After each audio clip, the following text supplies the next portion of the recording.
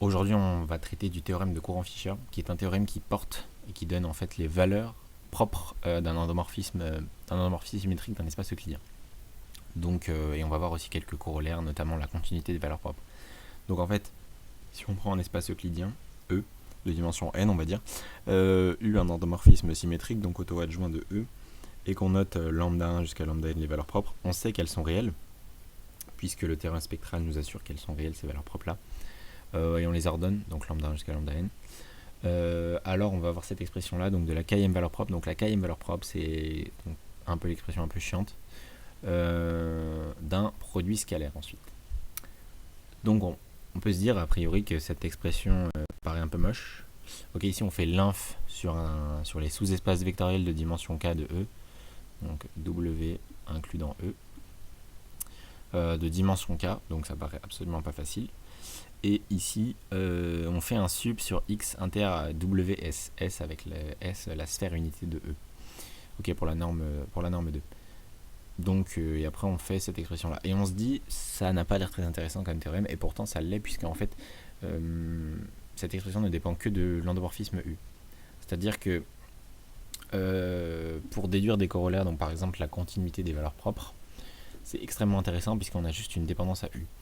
Contrairement à d'autres expressions des valeurs propres, puisque les valeurs propres c'est juste les racines d'un polynôme, et exprimer les racines d'un polynôme en fonction des coefficients du polynôme, puisque les valeurs propres sont en fonction c'est des racines, donc on veut les exprimer en fonction des coefficients du polynôme, les coefficients du polynôme qui s'expriment en fonction de l'endomorphisme. Et donc pour ça, on redescend jusqu'aux valeurs propres comme ça.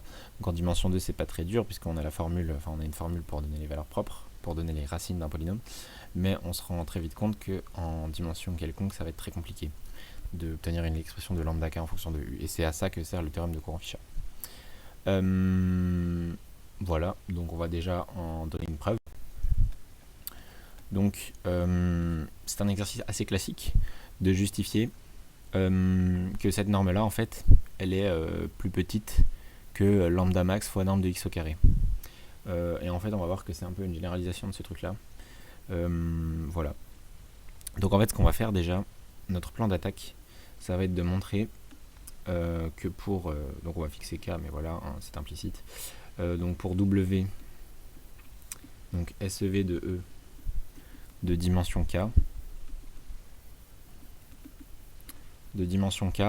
on a le sup des x dans W inter S, donc je rappelle la sérénité, des x, U de x, qui va être plus grand que lambda k.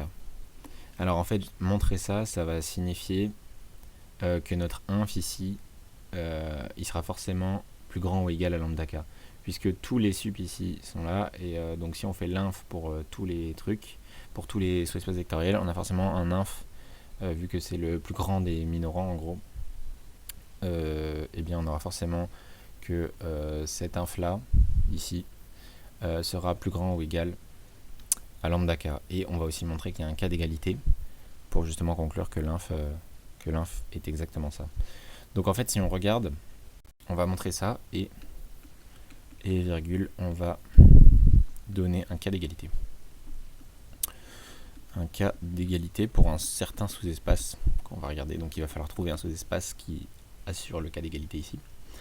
Donc première étape, on va justifier le premier point.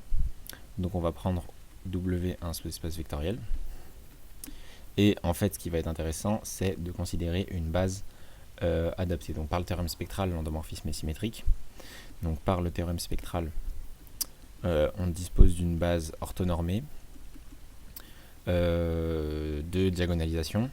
Donc en gros, on dispose, donc on va dire E1 jusqu'à EN, BON de ortho dz, donc d'orthodiagonalisation. Donc ça veut dire en gros ici qu'on a U de EI qui est égal à lambda I EI. Voilà, on place comme ça les vecteurs, et en plus c'est une BON. Voilà, on a ça, et en fait on remarque que si on calcule ce produit scalaire ici, donc si on écrit x égale x1 e1, donc on l'écrit dans cette base, hein, xn en, on calcule ce produit scalaire là-haut, x scalaire u de x. Bon bah en fait avec cette expression là, hein, c'est assez facile de voir qu'en fait ça va juste faire ça. de i égale 1 jusqu'à n.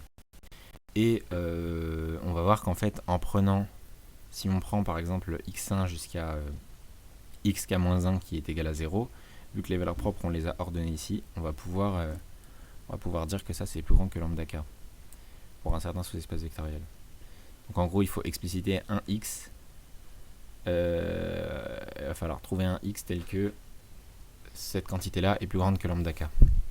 Et pour ça, on va regarder justement, comme je disais, on veut qu'en fait, si on a un vecteur qui fait 0, que des 0, jusqu'à ici la kème position, puis ensuite un vecteur xk plus 1, non, on veut la kème position. Donc on va dire jusqu'à 0, ici en k-1, puis ensuite xk jusqu'à xn, pour un tel vecteur là, eh bien on a ce truc là, qui est en fait égal à la somme de i égale 1 jusqu'à k de lambda i xi au carré, et en fait on sait, vu qu'on a ordonné les valeurs propres, ça c'est plus grand que lambda k fois la somme des xi au carré, la somme des xi au carré c'est xi, xi au carré, et ça c'est, on rappelle que xi est dans S, donc en fait ça c'est 1. Donc en fait si on arrive à expliciter un tel x, on a fini. Et pour ça, on veut un tel vecteur là, donc naturellement on va poser l'espace fk qui va être en gros vect de ek jusqu'à en. Donc on prend notre base de ek jusqu'à en pour obtenir un truc de cette forme là, voilà, qui donne des vecteurs de cette forme là, et on regarde l'intersection inter, donc w inter fk. Ok, w inter fk, comme ça on aurait un vecteur de w. Bon, il nous faudrait un vecteur dans S, mais quitte à diviser par la norme, ça marche tout direct. Donc on regarde cette intersection et on voudrait qu'elle soit non réduite au singleton 0 pour disposer d'un bon vecteur qui est dans la sphère et qui donnerait un cas d'égalité ici. Donc on regarde ça. Et en fait, la formule de Grassmann, elle nous donne quoi? Elle nous dit que la dimension de fk inter w, et c'est ça la petite subtilité de l'exo, c'est qu'il faut avoir en tête la formule de Grassmann. Donc la dimension de ça plus la dimension de w moins la dimension de la somme, donc de w plus fk. Ça, on sait que c'est deux dimensions. Ici, on calcule n-k plus 1. n-k plus 1, ça c'est de dimension par hypothèse. On avait dit qu'on prenait w1 SEV de dimension k, je vais pas préciser. Ici k. Donc là, ça nous donne n plus 1 moins quelque chose qui est plus petit ou égal à n. Donc ce truc-là est plus grand ou égal à n. Plus grand ou égal à 1. Donc, en fait, fk inter w, c'est pas réduit au singleton 0. En particulier,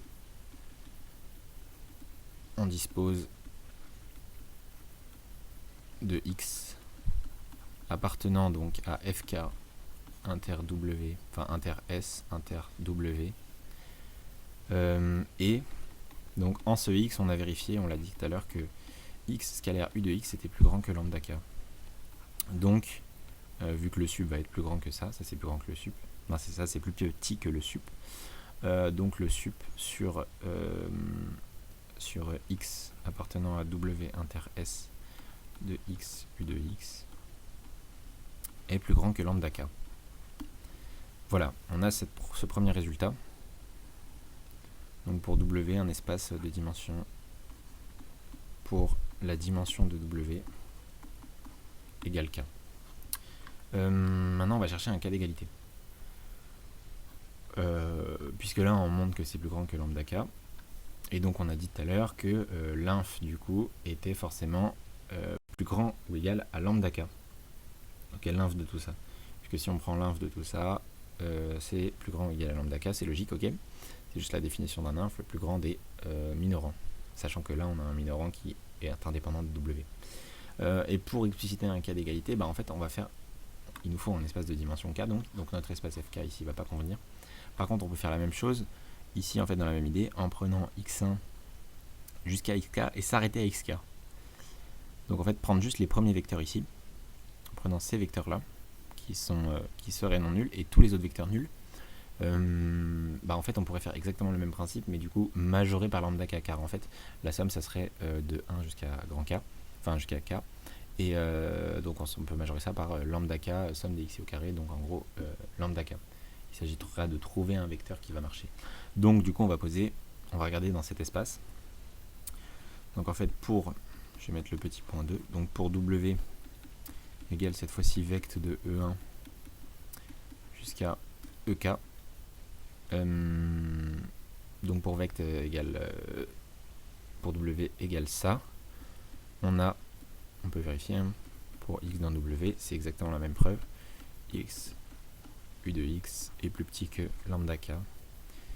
Et en fait, si on prend le vecteur ek qui est concerné, et pour ek qui appartient à w, on a bien ek, u de ek. U de ek, on a dit que c'était lambda k ek, donc ça va faire lambda k norme de ek au carré, ce qui fait bien lambda k. Donc ici, le sub de notre ensemble, alors ici c'est bien dans S, hein, puisque EK est un vecteur de norme 1, donc il est dans la sphère unité. Donc le sub pour ça, c'est bien ici pareil, hein, pour x inter S, c'est x u de x, c'est bien lambda k. Donc on a un cas d'égalité, d'où que lambda k soit égal à l'inf pour une dimension de w égale k, donc pour les espaces w SEV de E, du sup pour x dans w inter S de x u de x. Voilà, on a cette formule là, donc qui est bien le théorème de Courant-Fischer, et qui permet de conclure. On va voir quelques petits corollaires. Donc ici un corollaire assez important. J'ai un doute sur l'orthographe de corollaire. Je me permets. Corollaire. Ah ouais, c'est bien ce que je me disais, je me fais baiser. Donc corollaire, c'est hop, 2LAIR. Donc corollaire, donc on va voir un petit corollaire qui est la continuité des valeurs propres. Donc en fait, on va montrer que l'application, donc par exemple, on va fixer un k. Donc globalement, ça va être la kème valeur propre. L'application lambda k qui a une matrice symétrique donne kème valeur propre de m, donc cette application là, est continue. Donc on a ce théorème là qui se déduit du théorème de Courant-Fischer.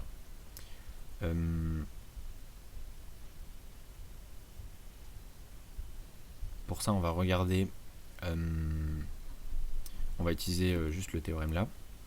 Donc en fait on va fixer une matrice M, donc soit M dans Sn de R, epsilon strictement positif, et donc on va chercher à montrer que lambda k, enfin en gros qu'il existe une certaine boule dans laquelle toutes les matrices, enfin tous les lambda k de n pour n dans la boule et sont proches de lambda k de m à epsilon près, ce qui justifie la continuité. Donc en gros on va dire simplement, ce théorème s'adapte en remplaçant juste ici par x transposé ax, et x ici c'est juste w inter s, mais en fait ça revient juste à prendre, au lieu de prendre e euclidien, on prend mn de r, c'est la même chose, et on prend le produit scalaire canonique sur mn de r. Donc produit scalaire canonique sur Rn, voilà, qui est globalement x transposé ax. Donc comment on fait? Donc pour l'instant on fixe n, on va fixer juste n dans Sn, et on verra comment on la rapproche. Ok, on verra ça plus tard. Et on va regarder petit à petit, donc pour montrer la continuité d'un inf et d'un sub, c'est toujours un peu compliqué, mais en gros on regarde petit à petit, donc on fait de la même manière. On fixe, donc si la dimension de w, donc en gros je fixe w de dimension k, et je prends x, donc on va dire plutôt grand x cette fois-ci, dans w inter s. Si je regarde, je veux comparer en fait le produit scalaire entre donc grand x grand X mx et globalement x nx. Voilà, on veut comparer ça en valeur absolue. On veut comparer cette quantité là. Bon, on utilise la bilinéarité du produit matriciel, donc ça me fait mn ici de x. Et on utilise ensuite ici Cauchy-Schwarz qui va me faire apparaître donc du norme de m-n x fois norme de x. Et ensuite en utilisant la norme subordonnée, donc je vais noter triple barre m-n. Ici ça va faire du coup du norme de x au carré, mais ce qui fait juste 1. Et donc en fait on va fixer, on va dire que m-n elle est dans la boule, enfin on va dire que en gros n elle est dans la boule de centre M et de rayon epsilon pour la triple norme. Ce qui veut dire du coup que ce truc là est plus petit que epsilon. Donc en fait on compare les deux produits scalaires et on sait qu'ils sont plus petits que epsilon. Donc du coup on va pouvoir dire que xmx plus petit que epsilon plus x nx est plus petit que xnx moins epsilon. Et ensuite on va passer au sup. Donc passer au sup, bon ici on va pouvoir passer au sup directement parce qu'on a juste cette inégalité là, donc on peut directement dire que c'est le sup pour x dans w inter s de x nx. Ça on peut directement le faire. Ici on va passer au sup, et le sup en particulier il va être plus petit que ça, donc ça va bien fonctionner ici. En passant au sup ici, en fait le sup s'intercale entre les deux ici. Globalement on a ce majorant là, ça c'est un majorant de cette quantité là, donc en fait on a que le sup ici dx mx va être plus petit que epsilon plus le sup, j'écris plus les trucs en dessous parce que ça sert plus à rien, xnx, et ça c'est toujours évidemment plus petit que celui-là, xnx moins epsilon. Et donc si je prends le sup, on sait que ça c'est pareil, un majorant, enfin en gros à epsilon près c'est un majorant, et donc en passant au sup on a toujours cette égalité qui reste, donc x moins nx moins epsilon plus petit que le sup x mx plus petit que epsilon plus sup de x nx. Bon voilà, on a réussi en fait à passer au sup de partout. Ce point là hein, il est très bien justifié, c'est juste que ici on a un majorant et le sup c'est le plus petit des majorants, donc on a ça. Et dans la même idée ici, en fait ici on a un majorant. Donc en gros en mettant epsilon de l'autre côté, hein, on a un majorant là, donc on sait que le sup va être plus petit en repassant l'epsilon de l'autre côté, ça donne bien ce résultat là. Donc maintenant on aimerait passer à l'inf pour w, puisque ça dépend toujours de w ici. W pour w de dimension k. On aimerait passer à l'inf. Donc ici simplement, ça de la même manière que ce qu'on a fait là-bas, on va pouvoir en fait majorer par inf du sup. Je vais arrêter de tout écrire, moins epsilon, donc juste l'inf du sup. Donc du coup on a inf du sup moins epsilon qui va être plus petit que et donc là on a un minorant et on sait que l'inf de ce truc là c'est le plus grand des minorants, donc on a bien ça, inf de sup. Et on va aussi avoir plus petit que alors là ça va être encore une fois la même idée, ça c'est un minorant de ce truc là, et donc en fait on a encore exactement dans la même idée l'inf du sup. Donc en fait on a justifié ici globalement on a lambda k de m moins lambda k en repassant en valeur absolue. Je l'ai enlevé de la valeur absolue pour que ça reste plus clair, epsilon. Et en fait vu qu'on avait epsilon de base égale ça, on peut même justifier que lambda k est 1 Lipschitzienne et 1 Lipschitzienne pour la norme subordonnée. Voilà, on obtient cette conclusion là, la continuité des valeurs propres donc, juste avec le théorème de Courant-Fischer, donc ça fait manipuler des sup et des infs.